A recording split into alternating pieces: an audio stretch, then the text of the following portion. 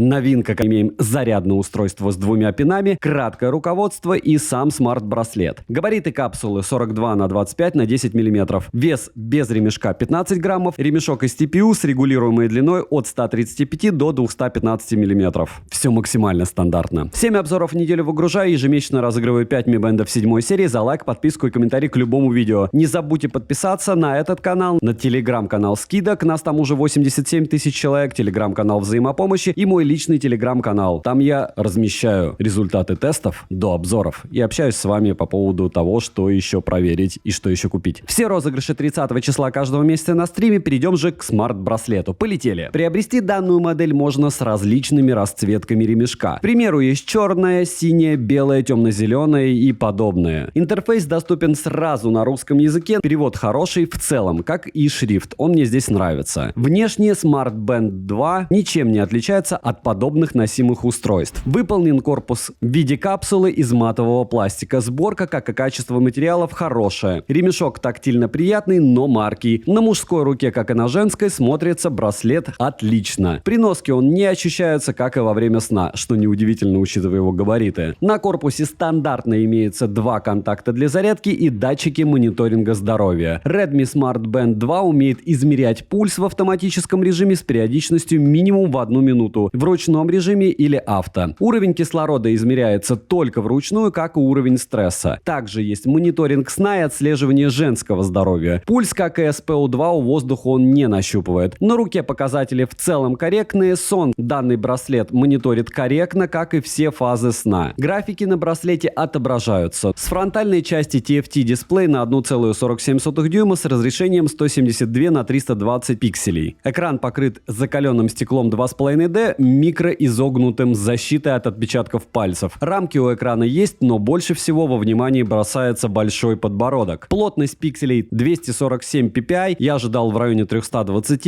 ppi. Скроллинг довольно плавный, автояркости на борту нет. Регулируется яркость ползунком, максимальная яркость 450 нит. При прямом попадании света на экран яркости достаточно, вглядываться не приходится. Время до отключения экрана максимум 5 минут, за что плюс. Always on Display отсутствует. Функция для отключения экрана накрытием ладони на борту, как и пробуждение двойным тапом по экрану, что удобно. Поднятие для активации экрана срабатывает стабильно и довольно быстро. Настроить данную функцию можно в приложении. Есть функция «Не беспокойте», на браслет можно установить пароль, а также настроить спящий режим в приложении. По свайпам с главного экрана сверху вниз уведомления, слева направо и наоборот виджеты, снизу вверх меню. Персонализировать меню и виджеты можно в приложении. В меню есть тренировки, активность, статистика, пульс, SPO2, сон, стресс, погода, события, которые я не нашел, как добавить через приложение, музыкальный плеер для переключения треков, воспроизведенных на смартфоне. Разумеется, загружать музыку на смарт-браслет нельзя. Далее есть удаленная фотосъемка, которая работает без проблем со всеми смартами. Ко всему есть таймер на 3,5 секунд. Будильник, который можно завести прямо с браслета, секундомер и таймер, который не работает в фоновом режиме, что плохо. Поиск устройства и настройки. В настройках, кроме перечисленного мною ранее, из интересного это включение-выключение режима энергосбережения, ну и по большому счету все. Летим дальше. Bluetooth не последней версии 5.1. Неплохой, но не самый новый. Подключить Bluetooth наушники возможности нет, разумеется, как и нет возможности подключить нагрудный датчик. NFC модуля не завезли, все максимально экономно. Тренировок более 30 видов, отслеживания плавания в списке нет, возможно появятся с новыми прошивками. GPS-навигация, барабанная дробь, внимание, на борту, что очень даже круто. Местоположение определяется примерно за 8-10 секунд, первичная, карты строятся, отклонение в маршруте есть, но оно минимально, за что огромный плюс браслету. Загружать маршруты на смарт-браслет, разумеется, нельзя. Во время тренировки можно переключать треки, воспроизведенные на смартфоне, настроек для тренировок довольно мало, есть по большому счету только настройка цели. Но с другой стороны, мне кажется, кому-то этого будет более чем достаточно. Интеллектуальное определение активности отсутствует, есть только напоминание об активности. Далее, входящий звонок можно только сбросить или включить беззвучный режим. Быстрых ответов на звонки, как и на уведомления, нет. Уведомления приходят моментально, отвечать на них нельзя. Иконки приложения отображаются, а смайлики отображаются, но не все. Вибромоторчик слабенький и не настраиваемый. Емкость аккумулятора 210 мАч,